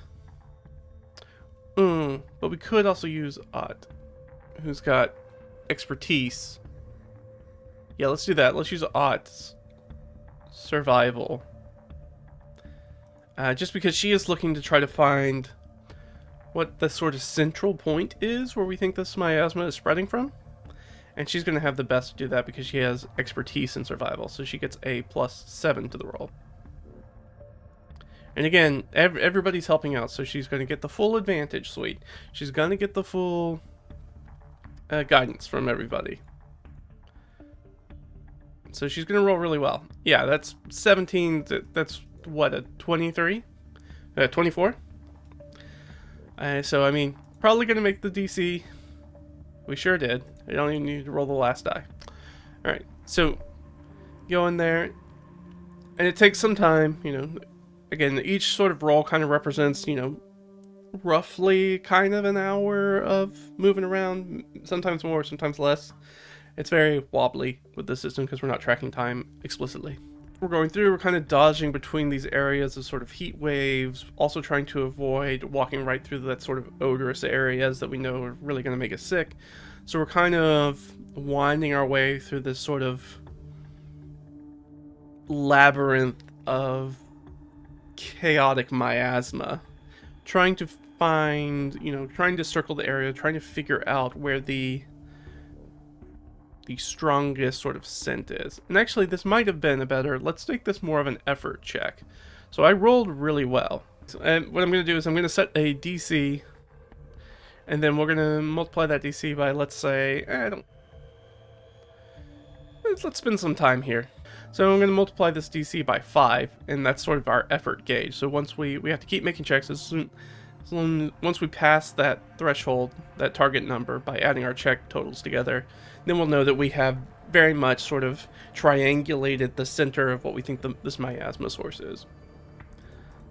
So hopefully I don't roll particularly high. I didn't. It's a 14. So 14 times 5 is 70. Like I said, correct me if I'm wrong, but I believe I rolled a 21. So I'm going to go ahead and count that as part of this. So we are over a pretty significant portion of the way to get there. Unfortunately, every time that we try to progress this, every time that we keep working on this, kind of closing the circle on where we think the source is, we're going to have to contend with that Constitution DC and maybe get the affliction. There's also more chance that we have to spend more energy throughout the day, and more chance that, of course, that we're going to come into some sort of contact with some sort of encounter of some time. We've been very lucky on our encounters so far. We haven't come across any fights. Fingers crossed, now that I brought that up, knock on wood. But now that I brought it up, we're probably going to get into a fight. That's how it goes. Alright, so that's sort of our situation that we're at right now. So, we are already kind of running out of juice for the day.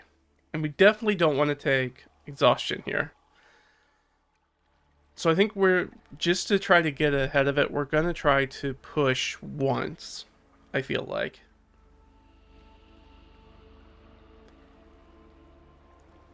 So I think we're going to do one more action where we try to investigate a little bit more. So, what does that mean? That means a D4 for our thing. Oh, 4. And then 3 that's going to add to our DC. We are at a DC 9, and we added 3 to our DC here. So now we have a DC of 5 Constitution saving throw. We still have plenty of advantage. We don't have to worry about that.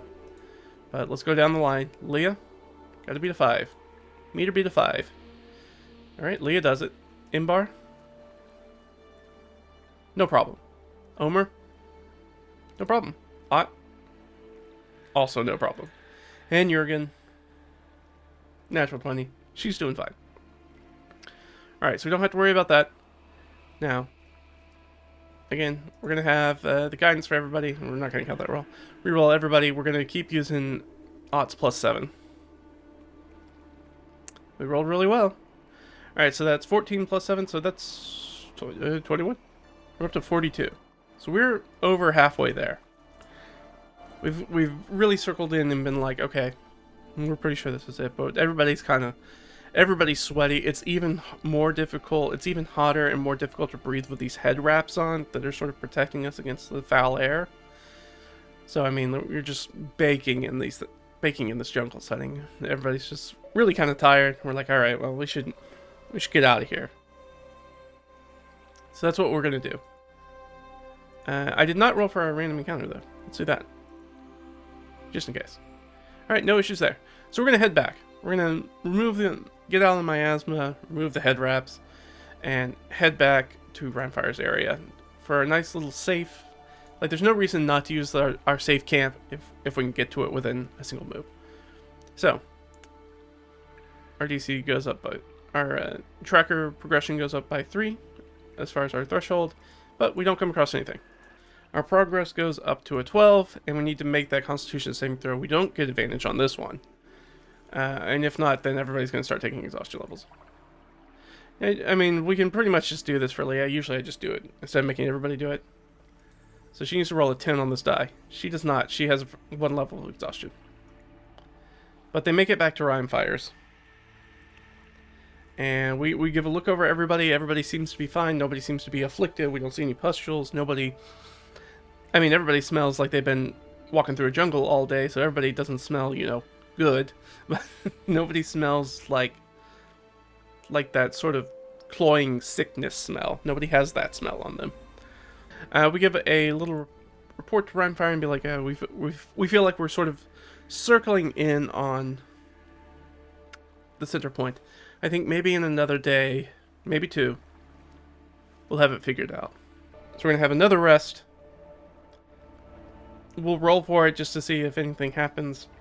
Extremely unlikely that somebody's going to come and see us, though. Nope. So no overnight... Oh, sorry. That was 1 check. We should do all the checks. Oh no! I rolled double 1s. You know when I said that it was going to bite me in the butt because I talked about us not having any random encounters? Well, 2 1s means we're going to have a random encounter in this dragon's lair. I mean, the nice thing is we got a dragon with us, so that's cool. Alright, we are... Let's take a look at our map real quick to try to figure this out. Yeah, I mean, we are very much... We're in Rhyme Fire's lair, so we are in a sort of outlaid kind of area, so that's fine. I'm just trying to figure out what sort of kind of creatures are attacking us. So we're in sort of the marches area. Some sort of natural creature. What's kind of going on here? 1.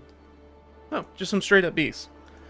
All right, let's take a look at what sort of encounter we could have. We are level 5, but this is still we're still dealing with kind of a level an average party level 4 kind of threat. This isn't really we have entered the next tier of play within the game, but this is not a adventure that's for that tier. We're actually punching a little below our weight here. We're actually dealing with something that's kind of a little bit easier for us for the most part.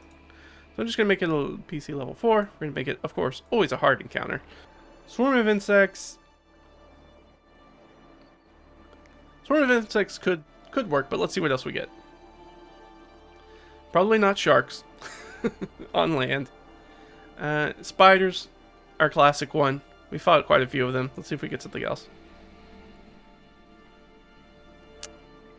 Ooh, it could be giant hyenas. We have fought some of them before. Tiger. I think it would be weird if we got enough tigers for it to make sense.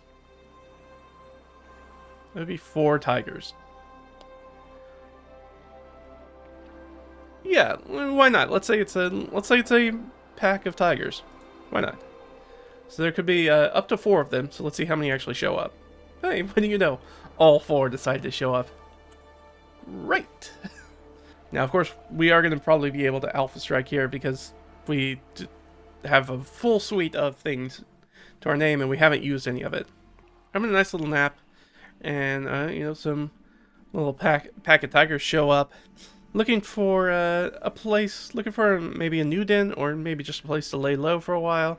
Maybe they've been pushed out by the miasma. We don't know why they're here, but we do see them sort of crawling into the lair. Now, Leah's always going to be awake because Leah's an elf, so she doesn't trance. I did roll it on basically our second check. Yeah, that's going to be Omer who's at watch. So Leah and Omer are up, and Leah's, you know, still doing her trance because it's still pretty early in the evening. So she's still sort of in trance right now. She hasn't quite finished her trance. And Omer's doing his watch where he's just kind of hanging out. He may or may not be talking to Rhymefire while he's awake. Rhymefire's probably asleep. So he's just kind of, you know, just kind of watching. Is the kobold guard awake? I don't know, 50-50? No. So it's just the 2 of them who are awake. And let's see, is Leah the person who sees these tigers first? Nope, it's going to be Omer. So Leah's doing her trance. She's sitting here. Actually, she's got her singing bowl. No, she probably wouldn't be using her singing bowl. People would find that annoying. So she's just trancing. And as she does that, Omer's kind of... There's probably like a little fire they've made, and Omer's kind of like poking the fire. Keeping it going. Then he looks up and he can see that there are these hulking, you know, lean, lithe shadows that are moving through the darkness in their direction from the entrance.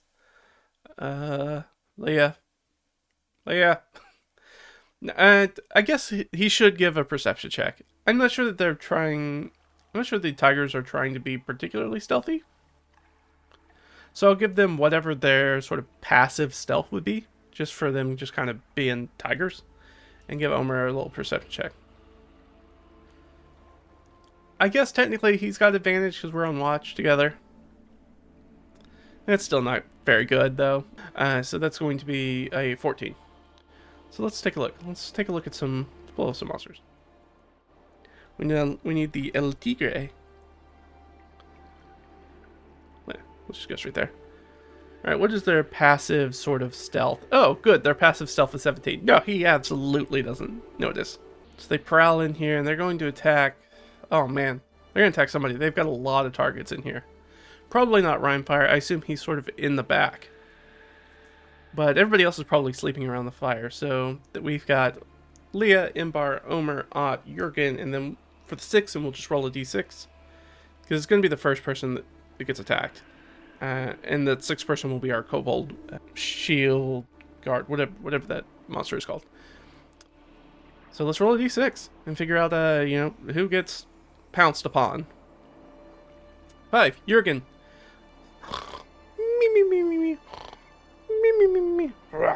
And a tiger is going to pounce upon her.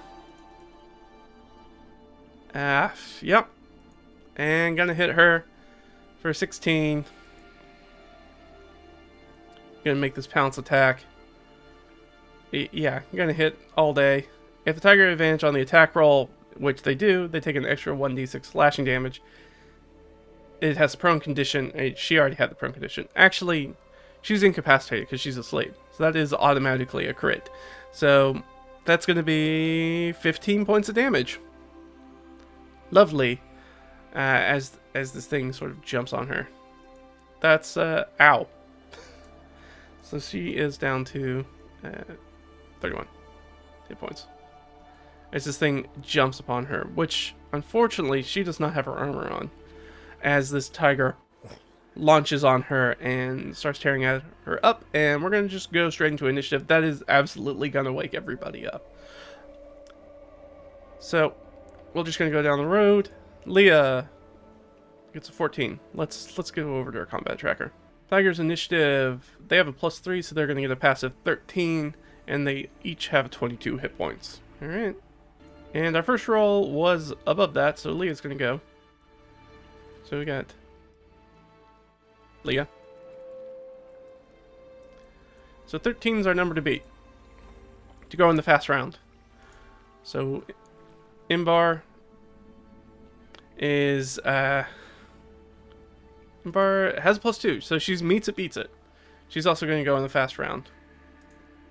Omer also going in the fast round. Ott will be going in the slow round. So she's going to actually be after them. And then Jurgen herself will also be going in the slow round. That makes sense. She just got pounced on by a tiger. So I'm not really going to be too concerned with the Kobold Dragon Shield and Rhymefire at the top. We'll see if the combat progresses. They might step in, but I think right, most combats in D&D are over kind of like that. So by the time somebody gets ready to get to the point to enter the fray, it's probably going to be over. You know, functionally as far as like time, because even 5 rounds is like 30 seconds. You have 30 seconds to wake up and get into the fight, and then the fight's already over. The end of round. So at the end of the sort of round of combat, at the end of the combat round for Rhymefire and Kobold to engage. So there's a chance that they might jump in at the end of the round, but at least for this first round. So Imbar's the first one who wakes up. Imbar also not in her armor because she also wears plate mail. So she is not in her armor, but she jumps up and she has her sword lays right next to her asleep. She gets it and grabs it and pulls out that moon longsword, and it throws that sort of pale light across the entire room, and she pulls it free and turns around and charges at the one that's on Jurgen, obviously. And she will attempt to attack it. She will get advantage, because now there's a white person next to it. Oh yeah. The best thing that you need to know about Imbar is that Imbar crits on the 19 plus, which she just rolled. And she gets to do her 2d6 because she has her adjacent ally. So she is about to do 2d8 plus 4d6 damage. And we're going to roll it this time. We're not just going to max it like I did for the tigers. So we're going to get 2d8, 4d6, plus 2.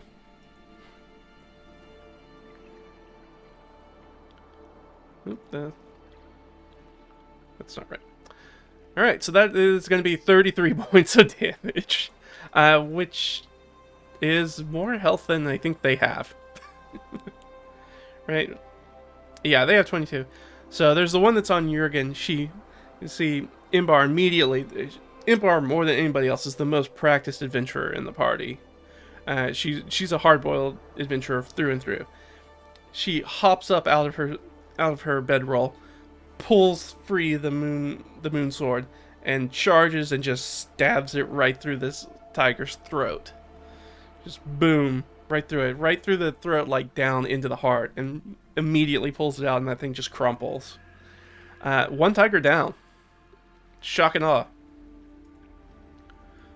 Amazing job by Inbar. I think she'll just take up a defensive stance over Jurgen, specifically, who's down. All right. Well, that could not have gone better. That was immediately what we need, and very shock and awe. So those tigers are going to have something to think about. Omer is awake already. Omer's up. He's going to be scrambling away from danger because that's not really his thing. But he will at least take his sling out and try to sling one of the other tigers. He only has a +3 to the roll. That's certainly not going to hit a tiger. So that's his turn. He backs away, closer to sort of Rhyme Fire. After Omer, who's backed away, it is Leah's turn. Leah's up. Is there any reason why she doesn't go straight for the Wand of Magic Missiles? I guess maybe because she has her own host of spells that she hasn't used. Oh, she does have some new spells, though. That we really haven't had a chance to use, so maybe we use one of those. We could do Alter Self, we could do Blur, Magic Weapon. I assume that these tigers are still clumped up right now, so maybe she'll do Ice Knife. That seems like fun. We don't ever get to use Ice Knife, so let's use Ice Knife. Because usually we have friends right next to him, but we don't have any friends next to these guys right now. So she reaches out and creates a shard of ice in her hands and flings it at one of the creatures. She's going to need to make a ranged spell attack. It's going to take 1d10 piercing damage. Hit or miss, the shard then explodes. The target and each creature within 5 feet of it, which I assume will be all the tigers. All the remaining tigers need to make a dexterity saving throw. So she's got to roll to hit first. I think that'll hit. I don't think tigers have a particularly high AC. Yeah, that's a 12, right? Oh no, that's 15. Does a 15 hit a tiger? It sure does. Alright, so that tiger is going to take 1d10 cold damage right off the bat. Or sorry. Yeah, 1d10 cold damage. So it's going to take 6 points of cold damage. Ooh, frosty. And then it's going to explode. So we need dexterity saving throws from all of them. What's their bonus to dexterity?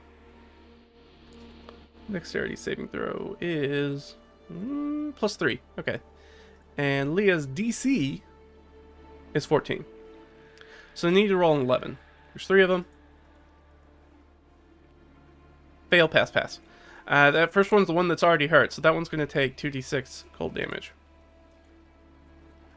Take another 11 points of cold damage. It could have been better, but hey, we did it. And she's down. Uh, that's it. I think she also moves back. Again, she's going to move back next to Omer. So she's not directly in the melee. Which means it is the tiger's turn. We have one tiger that's very, very hurt, though. So it needs to make a charisma roll under check to see if it stays in it. I think it just fails, so it's going to probably bound off. Yeah, its charisma is 8. So this hurt one's going to bound off. They have more than enough movement to get back up, sort of like the carved out stairway to get out of line of sight to even be attacked by anything. So that one bounds away, but the other two are still kind of, well, now that one is bounded away, now they also need to make it. Because now they're down by 50%. So for those two guys, one of them's going to stay in the fight, but another one boogies out. So one of them leaves, but one's still here. And that one is going to jump at... Jurgen hasn't gone. Jurgen is still down on the ground. Ott hasn't gone. Ott's still down on the ground. Jurgen doesn't have any armor on, though. So going to go after Jurgen again. Jurgen's awake now, so not incapacitated.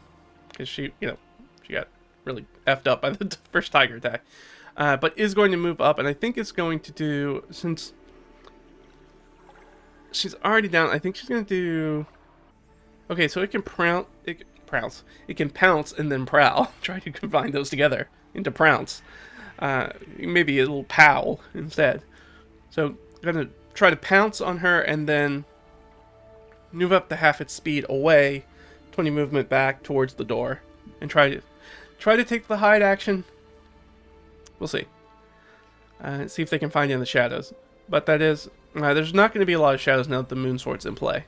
It kind of throws light up in a way. That and the campfire means that it's probably going to be a little bit more difficult for them to hide. So I'll probably give them disadvantage on that check. But they are going to attack first. They get to do +5. They are going to have advantage. There's nothing that Imbar can actually do to stop that tiger from getting to Jurgen. So it's going to jump on Jurgen again. Certainly going to hit Jurgen with no armor on and do 2d6 damage plus... Oh, minimum damage. +3, right? Yes. So she's only going to take 5 points of damage, which isn't too shabby. Not too shabby at all. Not feeling great, though. And then it's going to move away and try to hide. Going to have disadvantage on that hide check, though. Because now there's more light in here. Ooh, only a DC 10 to see them. I think everybody's passive perception is above a 10.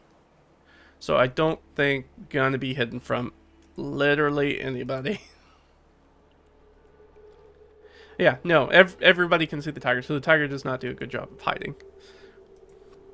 But has backed away. It is Ott's turn. Ott's gonna get up out of her bedroll. Now, she does have armor on, so usually she would just shoot her bow, but I think she is going to take, since she is one of the few people that has armor on, she's going to move up and do more of a frontline thing, and not worry about wasting the arrows. So she's going to move in and try to make 2 spear attacks instead, which I think is what she'll do. So she has a +5 to these.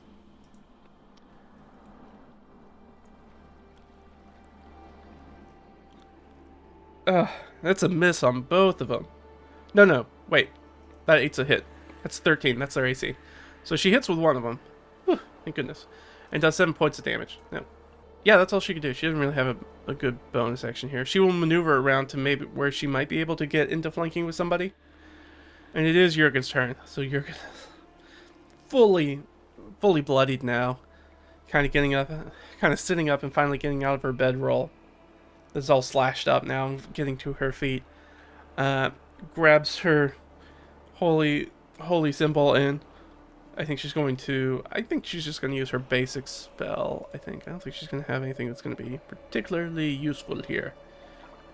She could bless, but it's a little late in the fight to bless somebody since we only have one target left, or spiritual weapon. So yeah, I think she's just going to Starry Wisp. That makes sense to me. Ooh. Helps if you spell it, right? Let's get the Starry Wisp. Starry Wisp spell. Alright. You launch a mode of light at one creature or object within range, and it's going to be covered in light anyway, so even more difficult to hide. Ranged spell attack takes a d8. It does upgrade because we are 5th level, so we're going to take 2d8 radiant damage, but gotta hit with the spell first. And her bonus to hit is 6. So she needs to roll a 7. No advantage. Just a straight roll. Ooh, but she definitely hits. So 2d8 radiant damage. That thing's going to take 12 points of damage. So not looking good. And it's got the Zelda 1 heart remaining. And shedding dim light. So not hiding. Everybody already knew where it was, but now it's literally giving off light. So no issues there. That was Jurgen. At the end of the round, there is Rhymefire and the Kobold. And really, I just care. Is the Kobold going to get engaged? I don't think Rhymefire at this point is going to get engaged. Is the Kobold going to get engaged? The Kobold is actively sleeping still.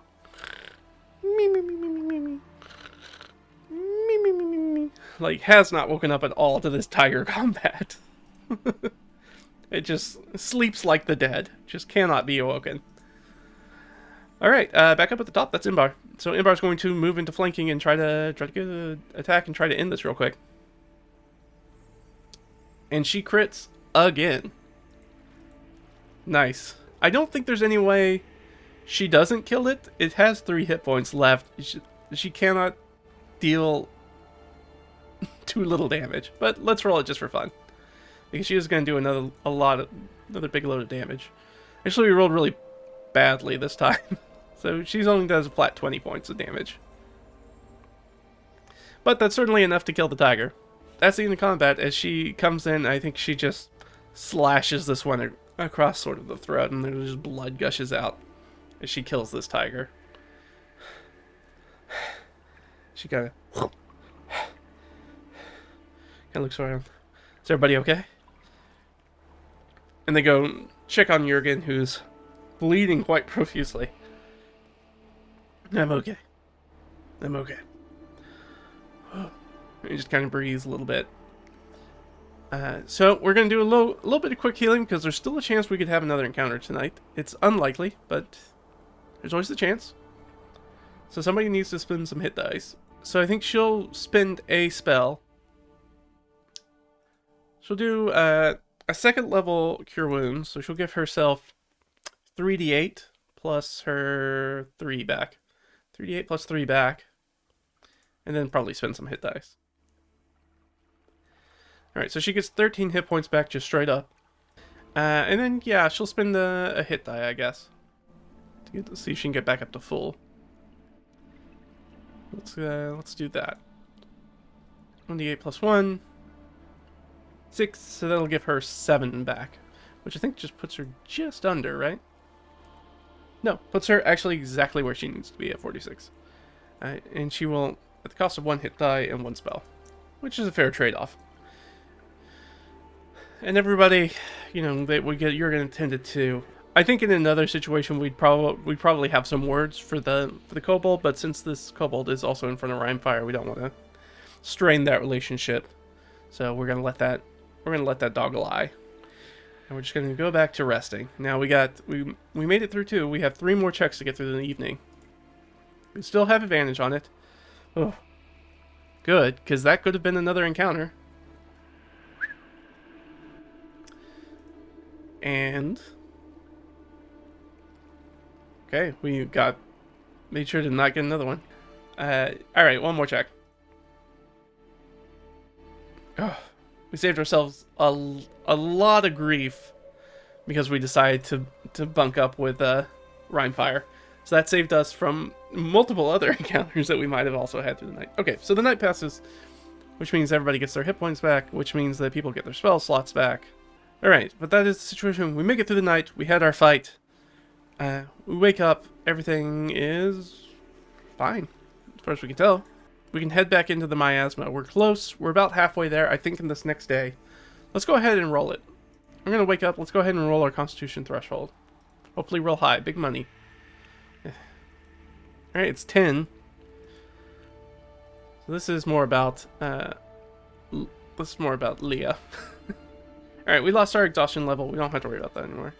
And I think that's probably gonna where we're gonna end it. So next time we'll pick up. It's the new day. I'm gonna go ahead and move that tracker for our information. So we are technically on day 3. So next time we're gonna hit it back. We're gonna make the trek one more time. We're gonna try to get at least one progress done. Hopefully, if we roll low on those threshold dice, we will come back and hit it. And I think we also restart this DC threshold.